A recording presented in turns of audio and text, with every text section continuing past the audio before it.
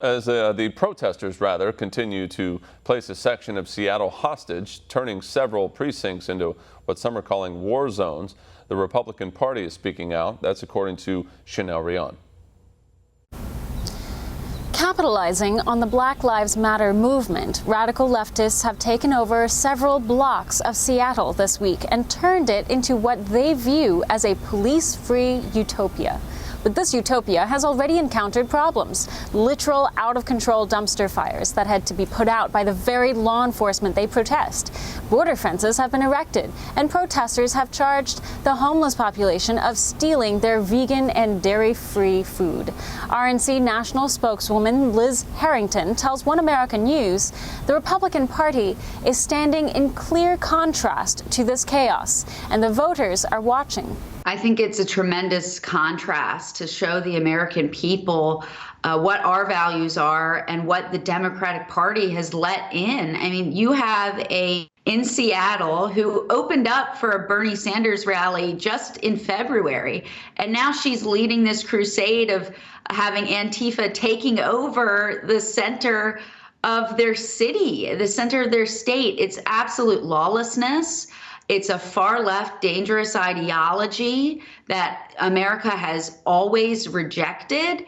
And I think the American people can see that contrast. I think the American people see that. I think more and more independents are seeing that contrast, and that's not what the American people want. The reality, adds Harrington, is that the so-called Capitol Hill Autonomous Zone, CHAZ, has descended into a monument to radical left politics and may cause once strong blue states to shift red.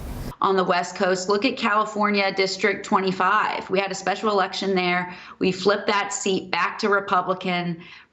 Democrats at the very last minute tried some shenanigans with their mail-in voting process, with their ballot harvesting. They opened up another in-person location at the last minute.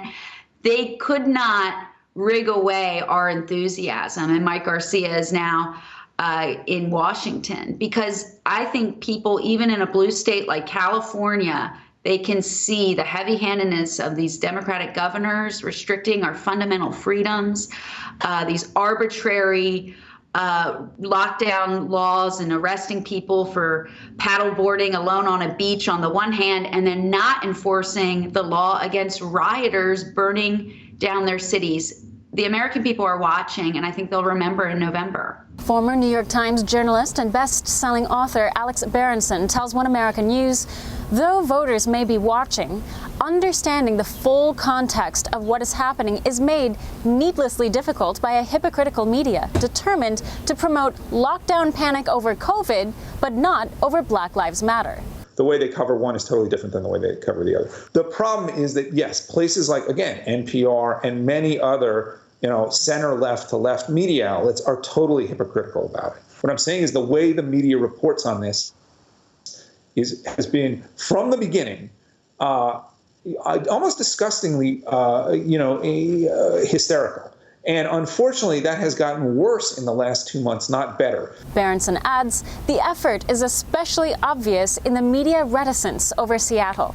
Such biased coverage can only be countered with facts, something that big tech and big media will try to censor from the public going into November. Rion, One American News, the White House. Want to see more videos like this? Click on the link below and subscribe to One American News on YouTube. And call your cable provider and kindly demand that One American News is added to your lineup. Call and subscribe today.